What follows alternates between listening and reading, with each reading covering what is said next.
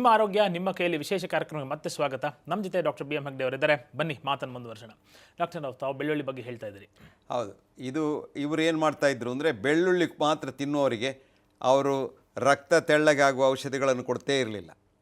ಆದ್ದರಿಂದ ಅವರ ಅನುಭವ ಬಹಳ ವರ್ಷದ ಅನುಭವ, ಅದು ದೊಡ್ಡ ಒಂದು ಸ್ಟಡಿಯೇ ಅದು ಒಂದು. ಇನ್ನೊಂದು, ನನ್ನೊಬ್ಬರು ಮಿತ್ರರಿದ್ದಾರೆ, ಅವರು ಪ್ರೊಫೆಸರ್ ಆಫ್ ಕಾರ್ಡಿಯೋವ್ಯಾಸ್ಕ್ಯುಲರ್ ಸರ್ಜರಿ ವರ್ಜೀನಿಯಾದಲ್ಲಿ. ಇವರಿಗೆ ಒಂದು ದಿವಸ ಥಿಯೇಟ್ರ್ನಲ್ಲೇ ಹಾರ್ಟ್ ಅಟ್ಯಾಕ್ ಆಯಿತು.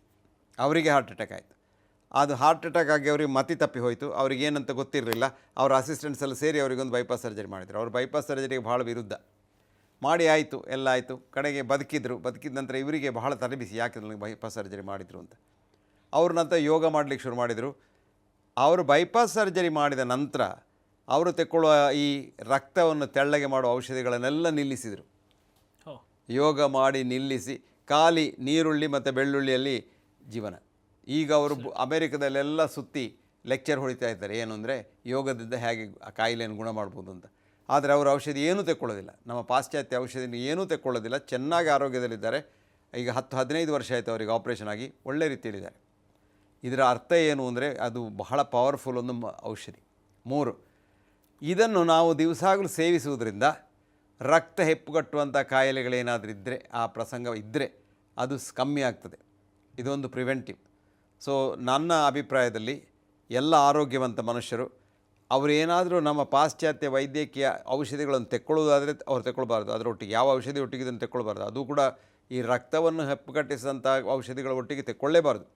ಹಾಗಾಗಿ ಈ ಔಷಧಿಯನ್ನು, ಬೆಳ್ಳುಳ್ಳಿಯನ್ನು ಒಂದು ಆಹಾರದ ಹಾಗೆ ಸೇವಿಸಿದರೆ ಅದು ಒಂದು ಆರೋಗ್ಯವರ್ಧಕ ಪ್ರಕ್ರಿಯೆ ಅಂತ ನಾನು ತಿಳ್ಕೊಂಡಿದ್ದೇನೆ. ಈ ಕೆಟ್ಟ ವಾಸನೆಗಳಿಗೆ ಅಭ್ಯಾಸ ಆಗಿ ಹೋಗಿದೆ, ನಮಗೆ ಸೆಂಟಿಗೆಲ್ಲ ಅಭ್ಯಾಸ ಆಗಿ ಹೋಗಿದೆ. ನೀವು ಏನು ಸೆಂಟ್ ಹಾಕದಿದ್ದರೆ ನಿಮಗೆ ಒಳ್ಳೆ ವಾಸನೆ ಬರ್ತಾ ಇರ್ತದೆ, ಏನೂ ತೊಂದರೆ ಇಲ್ಲ. ಹಾಗಾಗಿ ವಾಸನೆ ಬರುವಂಥ ಪ್ರಮೇಯ ಇಲ್ಲ. ಇನ್ನು ಕೆಲವರು ಹೇಳ್ತಾರೆ ಅದು ಸ್ವಲ್ಪ ಆಫ್ರೋಡಿಸಿಯಾಕು, ಸೆಕ್ಷುವಲ್ ಸ್ಟಿಮ್ಯುಲೇಷನ್ ಮಾಡ್ತದೆ ಅಂತ. ಇದು ನಾನು ನಂಬುವುದಿಲ್ಲ. ಅದೊಂದು ಅಂಥ ಪವರ್ಫುಲ್ ಆಫ್ರೋಡಿಸಿಯಾಕ್ ಅಲ್ಲ. ಹಾಗಾಗಿ ಅದರಿಂದ ಏನು ತೊಂದರೆ ಇಲ್ಲ. ಇನ್ನೇನೆಲ್ಲ ಕಾರಣಕ್ಕೆ ನಾವು ಈಗ ಇದನ್ನು ಗಾರ್ಲಿಕ್ಕನ್ನು ಯೂಸ್ ಮಾಡ್ಬೋದು ಅಂತ. ನಮಗೆ ಒಂದು ಸಲ ಈ ದೊಂಡೆ ನೋವು ಇಂಥದ್ದೇನಾದರೂ ಅಪ್ಪರ್ ರೆಸ್ಪಿರೇಟರಿ ಟ್ರ್ಯಾಕ್ಟ್ ಇನ್ಫೆಕ್ಷನ್ ಬಂದರೆ ಅದಕ್ಕೆ ಔಷಧಿಯಾಗಿ ಗಾರ್ಲಿಕ್ಕನ್ನು ಯೂಸ್ ಮಾಡ್ಬೋದು. ಎಕ್ಸಲೆಂಟ್. ಇದಕ್ಕೆ ಏನು ಮಾಡಬೇಕು ಅಂದರೆ ಗಾರ್ಲಿಕ್ಕನ್ನು ಬಾಯಲ್ಲಿ ಹಾಕಿ ಅದನ್ನು ಸರಿಯಾಗಿ ತಿಂದು ಆವಾಗ ಅಲ್ಲಿ ಸರಿ ಉರಿಬೇಕದು, ಆವಾಗ ಅದು ಆಲಿಸೀನ್ ಆಗ್ತದೆ. ಅದರ ಒಟ್ಟಿಗೆ ಬಿಸಿ ನೀರನ್ನು ಸಿಪ್ ಮಾಡಬೇಕು. ಈ ಬಿಸಿ ನೀರನ್ನು ಕೂತ್ಕೊಂಡು ಸಿಪ್ ಮಾಡೋದ್ರಿಂದ ಗಾರ್ಲಿಕ್ ಒಳಗಿದ್ದರೆ ಏನಾಗ್ತದೆ ಅಂದರೆ ನಮ್ಮ ಈ ಪಾಗದ ಈ ಕುತ್ತಿಗೆಯಿಂದ ಮೇಲಿನ ಟೆಂಪ್ರೇಚರ್ 1 ಡಿಗ್ರಿ ಸೆಂಟಿಗ್ರೇಡ್ ಹೆಚ್ಚಾಗ್ತದೆ. ಸಿಪ್ ಮಾಡ್ತಾ ಇರಬೇಕು, ಒಳ್ಳೆ ಬಿಸಿ ಇರಬೇಕು. ಅದು ಎಷ್ಟು ಬಿಸಿ ನಿಮಗೆ ತಡ್ಕೊಳ್ಳಿಕ್ಕೆ ಸಾಧ್ಯ ಉಂಟು ಅಷ್ಟು ಬಿಸಿ.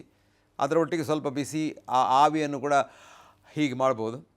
ಅದನ್ನೆಲ್ಲ ಮಾಡಿದರೆ ಸಂಜೆ ಒಳಗೆ ನಿಮ್ಮ ಎಲ್ಲ ಅಪ್ಪರ್ ರೆಸ್ಪಿರೇಟರಿ ಇನ್ಫೆಕ್ಷನ್ ಹೋಗಿ ಅದ್ಭುತ. ಈ ಉಷ್ಣ ಶೀತ ಅಂತೆಲ್ಲ ಹೇಳ್ತೀವಲ್ಲ ಡಾಕ್ಟ್ರೆ, ಕೆಲವೊಬ್ಬರು ಬೆಳ್ಳುಳ್ಳಿ ತೊಗೊಂಡ್ರೆ ಉಷ್ಣ ಅಂತಕ್ಕಂಥದ್ದು, ಇದ್ರ ಬಗ್ಗೆ ಯಾವ ರೀತಿ ಮುಂಜಾಗ್ರತೆ ತೊಗೊಳ್ಬೇಕು? Point number 1. ಪಾಯಿಂಟ್ ನಂಬರ್ 2, ಪುಟ್ಟ ಮಕ್ಕಳಿಗೆ ಕೂಡ ಬೆಳ್ಳುಳ್ಳಿಯನ್ನು ಕೊಡ್ಬೋದಾ? ಅವರು ಆಸ್ವಾದನೆ ಮಾಡ್ತೀನಿ ಅಂದರು, ಅದು ಎಷ್ಟು ಮಟ್ಟಿಗೆ, ಯಾವ ಡೋಸಲ್ಲಿ ಅದನ್ನು ಪ್ರತಿನಿತ್ಯ ಒಬ್ಬ ಪುಟ್ಟ ಮಗುವಿಂದ ಹಿಡಿದು ವಯಸ್ಕಿನವರೆಗೂ ಯಾವ ಹಂತದಲ್ಲಿ, ಯಾವ ಡೋಸೇಜಲ್ಲಿ? ಈಗ ಫಾರ್ಮ್ ಹೇಳಿದ್ರಿ ತಾವು, ಅಗದು ತಿನ್ನಬೇಕು, ಅಗದು ತಿಂದಾಗ ಮಾತ್ರ ತನ್ನ ಪೊಟೆನ್ಸಿ ಚೆನ್ನಾಗಿ ಅಬ್ಸರ್ವ್ ಆಗುತ್ತೆ ಅಂತಕ್ಕಂಥ ಮಾತು. ಈ ಪುಟ್ಟ ಮಕ್ಕಳಿಂದ ಹಿಡಿದು ವಯಸ್ಸು ಆಗುವವರೆಗೂ ಅಥವಾ ಮುಪ್ಪಿನ ತನಕ ಎಲ್ಲರೂ ಸೇವಿಸ್ಬೋದಾ? ಎಷ್ಟು ಪ್ರಮಾಣದಲ್ಲಿ ಸೇವಿಸಬೇಕು ಅಂತಕ್ಕಂಥ? ಗುಡ್, ಒಳ್ಳೆ ಪ್ರಶ್ನೆ. ಒಮ್ಮೆ ವಯಸ್ಕರು ಮುಪ್ಪಿನ ತನಕ ಸೇವಿಸ್ಬೋದು ಅಂತ ನಾನು ಈಗಲೇ ಹೇಳಿದೆ. ಚಿಕ್ಕ ಮಕ್ಕಳ ವಿಷಯದಲ್ಲಿ ನಾನು ಏನು ಅಷ್ಟು ಸಂಶೋಧನೆ ಮಾಡಲಿಲ್ಲ. ಆದರೆ ಏನಾದರೂ ಅನಾರೋಗ್ಯ ಬಂದಾವಾಗ ಅದಕ್ಕೆ ಉಪಯೋಗ ಮಾಡಲಿಕ್ಕೆ ಖಂಡಿತ ಅದನ್ನು ಉಪಯೋಗ ಮಾಡೋದು, ಚಿಕ್ಕ ಮಕ್ಕಳಲ್ಲಿ ಕೂಡ. ನಿಜ. ಅಲ್ಲಿ ಮಗು ಅದನ್ನು ಕಚ್ಚಿ ತಿನ್ನಬೇಕು ಅಂತಿಲ್ಲ, ಕಚ್ಚಿ ತಿನ್ನುವುದಿಲ್ಲ ಮಗು. ಅದಕ್ಕೆ ಏನು ಮಾಡಬೇಕು, ನೀವು ಅದನ್ನು ಕೈಯಲ್ಲಿ ಅದನ್ನು ಹುಡಿ ಮಾಡಿದರೆ ಸಾಕಾದರೆ ನೀರು ಬರ್ತದೆ. ಈ ಬೆಳ್ಳುಳ್ಳಿಯನ್ನು ನಾವು ಹಿಂಡಿದರೆ ಕ್ರಷ್ ಮಾಡಿದ ಕೂಡ ನೀರು ಬರ್ತದೆ. ಆ ನೀರನ್ನು ಹಚ್ಚಿದರೆ ಆಯಿತು, ನಾಲಿಗೆ ಹಚ್ಚಿದರೆ ಆಯಿತು.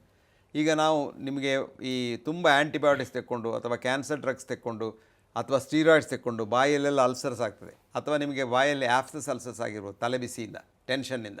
ಇದಕ್ಕೆಲ್ಲ ಒಳ್ಳೆ ಮದ್ದು ಈ ಬೆಳ್ಳುಳ್ಳಿಯ ನೀರು. ಅದನ್ನು ಕ್ರಷ್ ಮಾಡಿ ಆ ನೀರನ್ನು ನಾಲಿಗೆ ಹಚ್ಚಿದರೆ ಏನೂ ತಿನ್ನಲಿಕ್ಕಾಗದವರು ಖಾಲಿ ಬಾಲ್ಡ್ ನಾಲಿಗೆ, ಅದರಲ್ಲಿ ಏನೂ ಇಲ್ಲ, ಅಷ್ಟು ಬಾಲ್ಡ್ ಆಗಿದೆ, ಎಲ್ಲ ಫಂಗಸ್ ಬಂದಿದೆ, ಆ ಫಂಗಸ್ ಎಲ್ಲ ಸತ್ತು ಹೋಗ್ತದೆ. ಇದು ಬಹಳ ಪವರ್ಫುಲ್ ಆ್ಯಂಟಿಫಂಗಲ್ ಡ್ರಗ್. ಹಾಗೆ ಫಂಗಸ್ ಕೆಳಗೆಲ್ಲ ಆಗ್ತದೆ. ಈ ಕ್ಯಾನ್ಸರ್ ಮದ್ದೆಲ್ಲ ತೆಕ್ಕೊಂಡ್ರೆ ಕೆಲವು ಸಲ ಫಂಗಸ್ ಆಗ್ತದೆ. ಅದಕ್ಕೂ ಬೆಳ್ಳುಳ್ಳಿ ಒಂದು ಒಳ್ಳೆಯ ಔಷಧ. ತಾವು ಭಾಳ ಹಿಂದೆ ಒಮ್ಮೆ ಮಾತಲ್ಲಿ ಒಂದು ಡಿಸ್ಕಷನಲ್ಲಿ ಕೂಡ ಹೇಳಿದ್ರಿ, ಬೆಳ್ಳುಳ್ಳಿನ ಯಥಾರ್ಥ ತಿಂದರೆ ಬಾತ್ರೂಮಲ್ಲಿರ್ತಕ್ಕಂಥ ಕ್ರಿಮಿಗಳಿಗೆ ಒಳ್ಳೆಯ ಪೌಷ್ಟಿಕತೆ ಸಿಗ್ತದೆ, ಮನುಷ್ಯನಿಗೆ ಸಿಗೋದಿಲ್ಲ ಅಂತಕ್ಕಂಥ ಮಾತು. ಅದು ಬೆಳ್ಳುಳ್ಳಿ ನಾನು ಯಾವ ಸಂದರ್ಭದಲ್ಲಿ ಹೇಳಿದ್ದು ಅಂದರೆ ಗಾರ್ಲಿಕ್ ಪರ್ಲ್ಸ್. ಅದು ಗಾರ್ಲಿಕ್ ಪರ್ಲ್ಸ್ ಏನಾಗ್ತದೆ, ಏನೂ ಆಗೋದಿಲ್ಲ, ಬಾಯಲ್ಲಿ ತೆಕ್ಕೊಂಡ್ರೆ ಹಾಗೆ ಟಾಯ್ಲೆಟ್ನಲ್ಲಿ ಹೋಗ್ತದೆ. ಸೊ ಆ ಕ್ರಿಮಿಗಳಿಗೆ ಏನಾದರೂ ಒಳ್ಳೆಯದಾಗೋದಿದೆ ಅದರಿಂದ ಆಗ್ತದೆ, ನಿಮಗೇನಾಗೋದಿಲ್ಲ. ಸೊ ಅದಕ್ಕೆ ದುಡ್ಡು ಅನಾವಶ್ಯಕವಾಗಿ ನೀವು ಅದನ್ನು ಬಿಸಾಡೋದು. ಹಾಗೆ ಇನ್ನು ಬೆಳ್ಳುಳ್ಳಿಯಿಂದ ಏನಾದರೂ ಅನಾಹುತ ಇದೆಯೇ ಅಂತ. ಹೌದು, ಇದೊಂದು ಮಾತು ನಾನು ಎಲ್ರಿಗೂ ಹೇಳಲೇಬೇಕು. ನೀವು ಯಾರಾದರೂ ಏನಾದರೂ ಪಾಶ್ಚಾತ್ಯ ಔಷಧಿಗಳನ್ನು ತೆಕ್ಕೊಳ್ಳೋದಿದ್ರೆ, ಅದು ಏನೇ ಔಷಧಿ ಇರಲಿ, ನಿಮ್ಮ ಡಾಕ್ಟ್ರನ್ನು ಕೇಳಿಯೇ ಬೆಳ್ಳುಳ್ಳಿಯನ್ನು ಉಪಯೋಗಿಸಿ. ಆದರೆ ನನ್ನ ಅಭಿಪ್ರಾಯದಲ್ಲಿ ಹೆಚ್ಚಿನ ಡಾಕ್ಟ್ರುಗಳಿಗೆ ಬೆಳ್ಳುಳ್ಳಿಗೂ ಈ ಔಷಧಿಗೂ ಸಂಬಂಧ ಏನು ಅಂತ ಗೊತ್ತಿರೋದಿಲ್ಲ. ಹಾಗಾಗಿ ಅವರು ಬೇಡ ಅಂತ ಹೇಳ್ಬೋದು ಅಥವಾ ತೆಕ್ಕೊಳ್ಳಿ ಅಂತ ಹೇಳ್ಬೋದು. ನೀವು ಕೂಡ ಸ್ವಲ್ಪ ಆಲೋಚನೆ ಮಾಡಿ ತೆಕ್ಕೊಳ್ಳೋದು ಒಳ್ಳೆಯದು ಅಂತ ನನ್ನ ಅಭಿಪ್ರಾಯ. ಸೊ ನೀವು ಏನು ಔಷಧಿ ತೆಕ್ಕೊಳ್ಳದೇ ಇದ್ದವಾಗ ತೆಕ್ಕೊಳ್ಳಿಕ್ಕೆ ಏನು ತೊಂದರೆ ಇಲ್ಲ. ಆದರೆ ನನ್ನ ಅಭಿಪ್ರಾಯದಲ್ಲಿ ಎಷ್ಟೋ ಔಷಧಿಗಳು ನಮ್ಮ ರಕ್ತವನ್ನು ತೆಳ್ಳಗಾಗುವಂಥ ಪ್ರಕ್ರಿಯೆಯನ್ನು ಮಾಡುವಂಥ ಔಷಧಿಗಳಿವೆ, ಬ್ಲಡ್ ಥಿನ್ನಿಂಗ್ ಏಜೆಂಟ್ಸ್. ಅವುಗಳನ್ನು ನಾವು ಉಪಯೋಗ ಮಾಡುವಾಗ ಬೆಳ್ಳುಳ್ಳಿನ ಅದರೊಟ್ಟಿಗೆ ಉಪಯೋಗ ಮಾಡಬಾರ್ದು. ಇನ್ನು ಬೆಳ್ಳುಳ್ಳಿಯಿಂದ ಏನು ಬೇರೆ ಇದು ಆಹಾರದಲ್ಲಿ ಹಾಕಿದರೆ ಏನಾದರೂ ಲಾಭ ಉಂಟಾ? ಖಂಡಿತ ಉಂಟು. ಅದು ಆಲಿಸಿನ್ ಅಷ್ಟು ಆಗದಿದ್ದರೂ ಅದು ನಮ್ಮಲ್ಲಿ ಡೈಜೆಸ್ಟ್ ಆಗುವಾಗ ಅದು ಟ್ರಿಪ್ಸಿನೊಟ್ಟಿಗೆ ಸೇರಿಕೊಳ್ತದೆ, ಪ್ಯಾಂಕ್ರೆಟಿಕ್ ಲೈಪ್ಸಿ ಟ್ರಿಪ್ಸಿನೊಟ್ಟಿಗೆಲ್ಲ ಸೇರಿಕೊಳ್ತದೆ. ಸೊ ಅಲ್ಲಿ ಕೂಡ ಅದು ಕನ್ವರ್ಟ್ ಆಗ್ತದೆ ಗಟ್ನಲ್ಲಿ ಕೂಡ.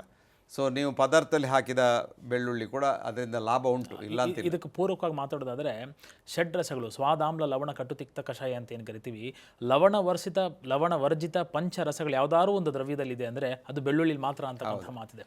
ಸೊ ಅಷ್ಟು ಪೊಟೆನ್ಸಿ 5 ರಸಗಳು ಇರತಕ್ಕಂಥ ಏಕೈಕ ದ್ರವ್ಯ ಈ ಬೆಳ್ಳುಳ್ಳಿ. ಹೌದು, ಅದನ್ನೇ ನಾನೀಗ ನೆಕ್ಸ್ಟ್ ಹೇಳಲಿಕ್ಕೆ ಹೋಗ್ತಾ ಇದ್ದೆ. ಈ ಕೆಲವರಿಗೆ ಉಪ್ಪು ಬೇಡ, ಉಪ್ಪು ಕಮ್ಮಿ ಅಂತ ಆಹಾರ ಹೇಳ್ತಾರೆ. ಆ ಉಪ್ಪು ಬೇಡ ಅಂತ ಹೇಳೋದಕ್ಕೆ ಬೆಳ್ಳುಳ್ಳಿನ ಹಾಕಿದರೆ ಆ ಉಪ್ಪು ಇಲ್ಲ ಅಂತ ರುಚಿ ಗೊತ್ತಾಗೋದೇ ಇಲ್ಲ. ಆದರೆ ಉಪ್ಪು ಬೇಡ ಅಂತ ಹೇಳಿ ಅದರ ವಿಷಯ ನಾನು ಇನ್ನೊಮ್ಮೆ ಹೇಳಬೇಕು. ಉಪ್ಪು ಬೇಡ ಅಂತ ಡಾಕ್ಟ್ರ್ ಹೇಳಿದವಾಗ ಕಂಪ್ಲೀಟ್ ಉಪ್ಪು ಇಡ್ಲಿಕ್ಕೆ ಹೋಗಬೇಡಿ. ಯಾಕಂದರೆ ನಮ್ಮ ದೇಶದಲ್ಲಿ ಸ್ವಲ್ಪ ಈ ಸೆಕೆಯಲ್ಲಿ ನಾವು ಬೆವರುವಾಗ ತುಂಬ ಉಪ್ಪು ಹೊರಗೆ ಹೋಗ್ತದೆ. ಮತ್ತು ನಾವು ಕೊಡುವ ಹಲವಾರು ಪಾಶ್ಚಾತ್ಯ ಔಷಧಿಗಳಿಂದ ಕೂಡ ನಮ್ಮ ಉಪ್ಪಿನ ಅಂಶ ಕಡಿಮೆ ಆಗ್ತದೆ. ಬ್ಲಡ್ ಪ್ರೆಷರ್ ಕೊಡುವ ಮಾತ್ರೆಗಳು ಇದರಿಂದೆಲ್ಲ, ಮತ್ತು ಡಯೂರಿಟಿಕ್ಸ್ ಇದರಿಂದೆಲ್ಲ ಹೀಗಾಗಿ ಈಗ ನಾವೊಂದು ಹೊಸ ಕಾಯಿಲೆ ನೋಡ್ತಾ ಇದ್ದೇವೆ. ಇದನ್ನು ನಾನು ಚಿಕ್ಕ ವಯಸ್ಸಿನಲ್ಲಿ ನೋಡಲಿಲ್ಲ. ಯಾರಿಗೆ ನೋಡಿದರೆ ಇಂಟೆನ್ಸಿವ್ ಕೇರ್ನಲ್ಲಿ ನೋಡಿದರೆ ಅವರಿಗೆ ಉಪ್ಪು ಕಮ್ಮಿ ಆಗಿದೆ ಅಂತ ಒಂದು ಸೀಕು. ಉಪ್ಪು ಕಮ್ಮಿ ಆಗೋದು ತನ್ನಷ್ಟಕ್ಕೆ ಕಮ್ಮಿ ಆಗೋದಿಲ್ಲ. ಉಪ್ಪು ಕಮ್ಮಿ ಆಗೋದು ನಾವು ಉಪ್ಪು ತೆಕ್ಕೊಳ್ಬೇಡಿ ಅಂತ ಹೇಳೋದು. ಇದು ಒಂದು ತಪ್ಪು ಅಭಿಪ್ರಾಯ. ಮುಂಚಿನಿಂದ ನಾವು ಏನು ಎಣಿಸ್ತಾ ಇದ್ದೇವೆ, ಉಪ್ಪಿಗೂ ಬ್ಲಡ್ ಪ್ರೆಷರಿಗೂ ಸಂಬಂಧ, ಉಪ್ಪಿಗೂ ಹಾರ್ಟಿಗೂ ಸಂಬಂಧ, ಅದರಿಂದ ಉಪ್ಪು ಒಳ್ಳೆಯದಲ್ಲ, ಉಪ್ಪನ್ನು ಕೊಡಬಾರ್ದು ಅಂತ. ಈಗ ಒಂದು ಲೇಟೆಸ್ಟ್ ಬಹಳ ದೊಡ್ಡ ಸ್ಟಡಿ ಮಾಡಿದರು, ಸಾಧಾರಣ 63,000 ಪೇಷಂಟ್ ಸ್ಟಡಿ ಮಾಡಿದರು. ಅದರಲ್ಲಿ ಏನು ಗೊತ್ತಾಗಿದೆ ಅಂದರೆ, ಉಪ್ಪನ್ನು ನೀವು ತೆಕ್ಕೊಳ್ಬೇಡಿ ಅಂತ ಹೇಳ್ತೀರಿ, ಮತ್ತು ಉಪ್ಪು ಕೆಳಗೆ ಹೋಗಲಿಕ್ಕೆ ಕಮ್ಮಿ ಆಗಲಿಕ್ಕೆ ಔಷಧಿ ಕೊಡ್ತೀರಿ. ಇದೆಲ್ಲ ಒಟ್ಟು ಮಾಡಿ ಹಾರ್ಟ್ ಫೇಲಿಯರ್ ಆದ ಪೇಷಂಟ್ಸ್ 63,000 ಪೇಷಂಟ್ಸ್ನಲ್ಲಿ ಯಾರಿಗೆಲ್ಲ ಉಪ್ಪು ಕಮ್ಮಿ ಆಗಿದೆ ಅವರೆಲ್ಲ ಸಾವು ಹೆಚ್ಚಾಗಿದೆ. Very good doctor. ಕಾರ್ಯಕ್ರಮ ಮುಂದುವರ್ಸೋಣ ಒಂದು ಪುಟ್ಟ ಬ್ರೇಕ್ನ ನಂತರ. ವೀಕ್ಷಕರೇ, ಈಗ ಒಂದು ಪುಟ್ಟ ವಿರಾಮ.